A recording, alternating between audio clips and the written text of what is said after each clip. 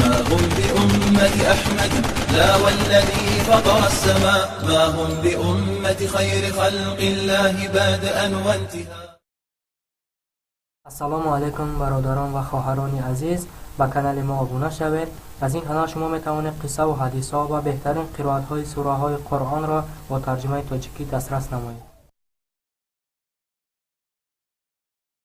بسم الله الرحمن الرحیم. اذا جاء